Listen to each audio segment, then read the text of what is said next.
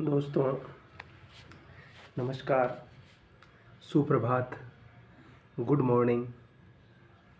हंसते रहिए, मुस्कुराते रहिए, खुश रहिए और अपने दिन की शुरुआत हमेशा मुस्कुराते हुए और भी पॉजिटिव होकर अगर हम करते हैं तो हमारा दिन भी अच्छा जाता है और हम दिन में काम भी ज़्यादा अच्छा कर पाते हैं, अपने काम पर कंसंट्रेट भी कर पाते हैं और कह सकते हैं कि शाम तक हमें एक संतुष्टि रहती है कि मैंने दिन में कुछ काम किया।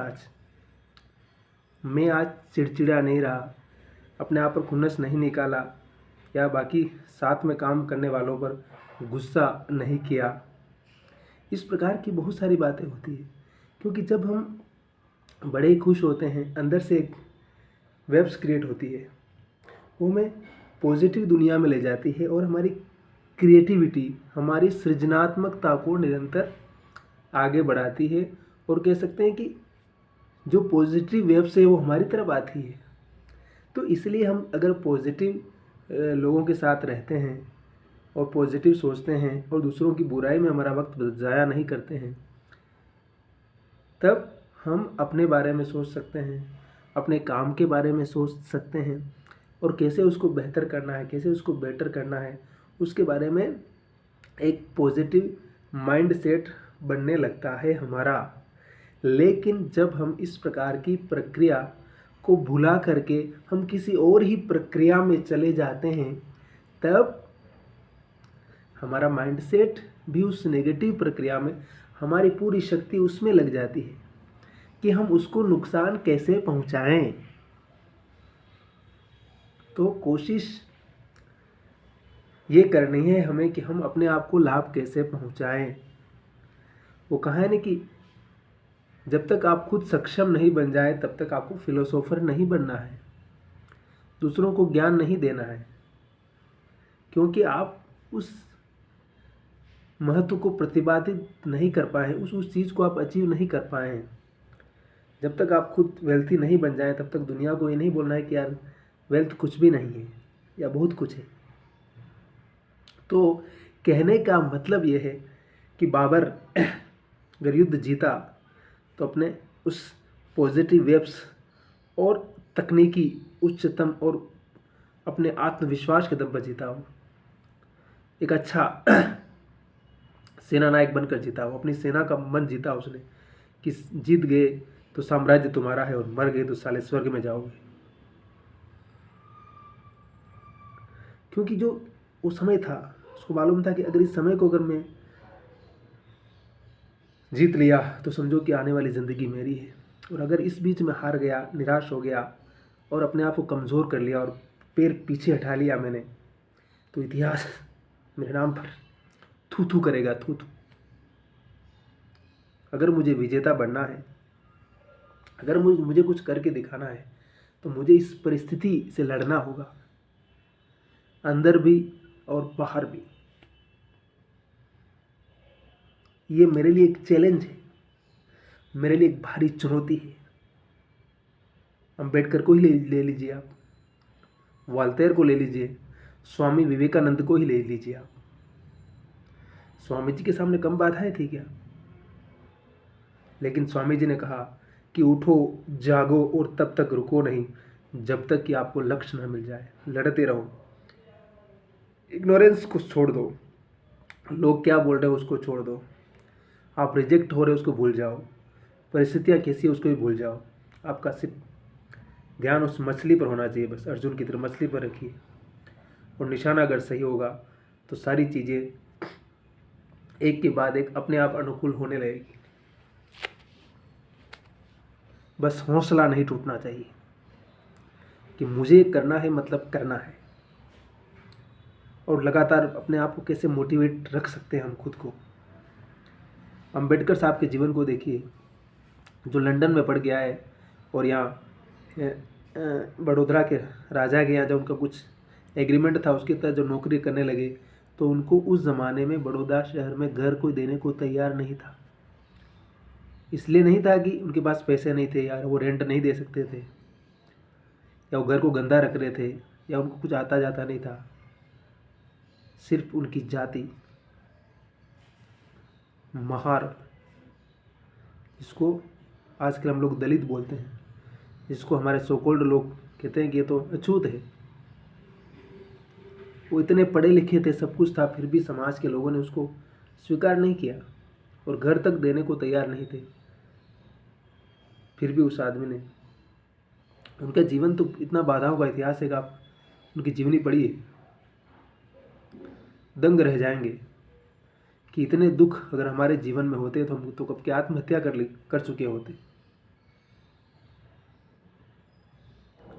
लेकिन उस इंसान की जिजीविषा और उस इंसान का मनोबल इतना मजबूत, इरादों का इंसान, कि उसने कहा कि कुछ भी होगा मैं अपने आप को प्रूव करूंगा एक दिन, और उन्होंने प्रूव करके दिखाया।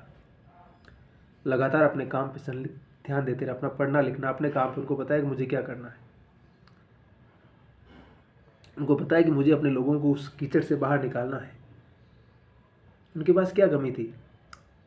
लॉयर थे, बैरिस्टर थे, चाहते तो लंदन में रहते, आराम से अंग्रेजों की वकील बन जाते और खूब पैसा कमाते, जितना चाहे उतना पैसा देने को तैयार थे उनको लोग। लेकिन उन्होंने अपना मुल्क चुना, अपना मुल्क चुना, अपने लोगों को चुना।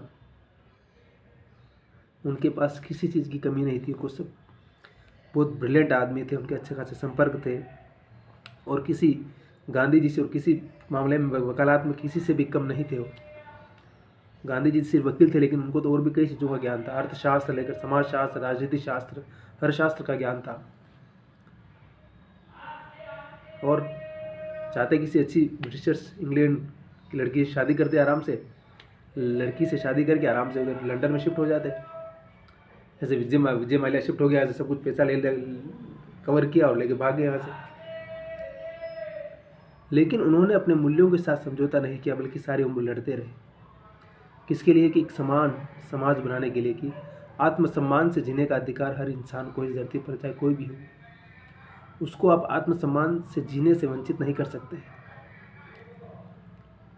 वो किसी भी कास्ट का, किसी भी धर्म का हो, वो सब मनुष्य को कैसे हम बराबर बना सकते हैं, कैसे उसके जीवन को बदल सकते हैं, इस अधिकार के लिए सारी उम्र लड़ते रहे। और उन्होंने कहा कि मैं पैदा भले ही हिंदू हुआ हूँ, लेकिन मैं कभी मरूंगा हिंदू नहीं। और आपको ज्ञात होगा कि अंत में उन्होंने बौद्ध धर्म ग्रहण कर लिया था। कहा कि मैं पैदा भले अछूत हुआ, लेकिन मैं मरूंगा अछूत नहीं। अब लोग कहते हैं कि वो हिंदू धर्म की आलोचना करते हैं, लेकिन हिंदू धर्म की आलोचना क्यों करते हैं, एक तो सोचना होगा हमें ना। आखिर हिंदू धर्म इतना महान है, सच में महान है, लेकिन उसके अंदर अगर कमियां हैं, बुराइयां हैं, तो उनको दूर करना होगा ना।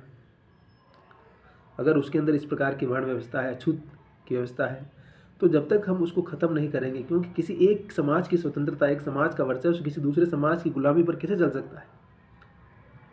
ये स्लेवरी सिस्टम कब तक चलेगा? अम्बेडकर हो, चाहे पेरियार हो, चाहे फूले साहब हो, इन्होंने जिस प्रकार से आलोचना की हिंदू धर्म की, समझे, समीक्षा की उन्होंने, और ये हिंदू धर्म के लिए अच्छा है। क्योंकि जब कोई चीज़ खराब होने लगती है तो उसका रिव्यू होना चाहिए। हर मूल्य हर युग में प्रासंगिक नहीं होता है। और जिस प्रकार से अम्बेडकर साहब ने हिंदू धर्म का रिव्यू किया, चाहे उनका एलिनेशन ऑफ कास्ट किताब हो, चाहे सिलेक्शन ऑफ हिंदुइज्म कुछ है उनका, ऐसी कई किताबें लिखी उन्होंने। और पूरा जाति का उनका थीसिस ही, उनका फर्स्ट थीसिस ही उनका जातियों का अध्ययन कुछ किया उन्होंने, भारत में जातियों का अध्ययन। तो अगर उसमें कुछ कमियां हैं, बुराइयां हैं, तो उसकी समीक्षा अगर होती है तो चीज़ परफेक्ट होती है। हम उसको, उस कमी को, क्योंकि जब समय बदलता है, युग बदलता है, उसके अनुसार मूल्य भी बदलते हैं, अगर हम उसको नहीं बदलेंगे तो चीज़, वो पानी भी ठहर जाता है तो छलांग मारने लगता है। तो मेरे कहने का मतलब यह है कि हम उन महापुरुषों से, उन लोगों से क्या सीख सकते हैं जिनके जीवन में बाधाओं का अनंत काल था, लेकिन फिर भी वो जीवन में लड़ते रहे। अपने पेशेंस को कभी खोया नहीं उन्होंने, अपने आत्मविश्वास को बरकरार रखा और जीवन की बाजी को जीता, उन्होंने जीत के दिखाया। वो जीवन की बाजी हारे नहीं कभी। तो हमें भी उनसे सीखना होगा, हमें सीखने की आवश्यकता है।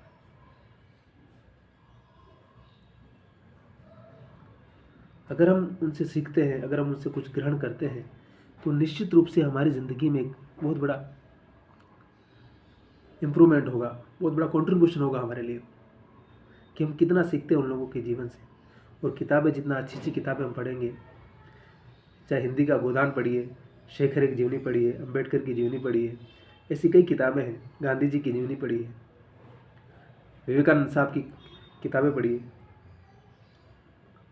रविन्द्रनाथ टैगोर का गोरा उपन्यास पढ़िए, आंखें खोल देगा आपकी। राग दरबारी पढ़िए,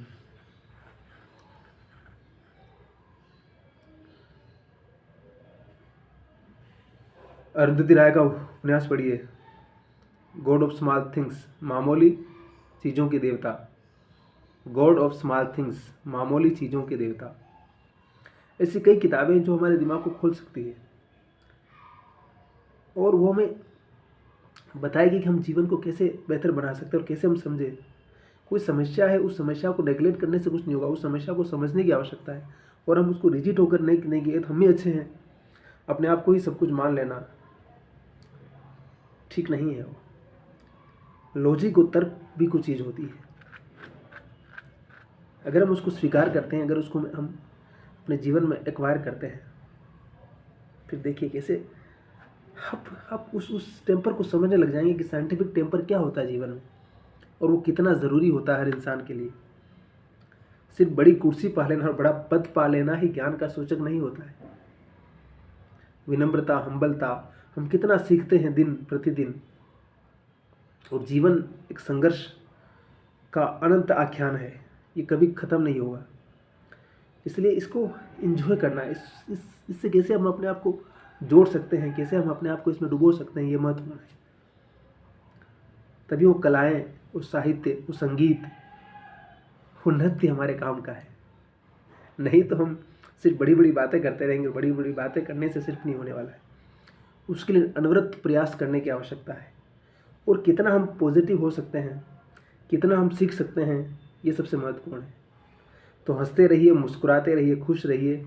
हमारे चैनल पर आइए, घंटा दबाइए, घंटा सब्सक्राइब कीजिए और कमेंट कीजिए, कुछ लिखिए, कुछ ना कुछ। आप कुछ ना कुछ लिखते रहते हैं हमेशा मोबाइल में ना, गर्लफ्रेंड को मैसेज करते रहते हैं, उसको मैसेज करते रहते हैं, उसको कुछ कुछ भेजते रहते हैं। तो हमारे चैनल पर भी आइए और कुछ कुछ लिखिए, कुछ तो कुछ तो लिख के जाइए। कुछ पूछना है, कुछ तो आपके मन में कुछ तो क्वेश्चन होगा, तो पूछिए, लिखिए और घंटा जरूर दबिए। घंटा होता है ना, मंदिर में जाते घंटा बजाते, घंट से आवाज़ आती, घट से, फिर उसकी आवाज़ दूर तक जाती है, हाँ ना ना ना करके। तो यहाँ पर भी एक घंटा लगा हुआ है, उसको दबाइए आकर के। और शब्बा खैर, मस्त रहिए, काम करते रहिए और हमेशा खुश रहिए। ज़िंदगी आपकी है और अच्छा वक्त अगर आज नहीं है तो कल आएगा, ज़रूर आएगा। निराश होने की, उदास होने की कोई ज़रूरत नहीं है। यकीन कीजिए अपने आप पर, यकीनन।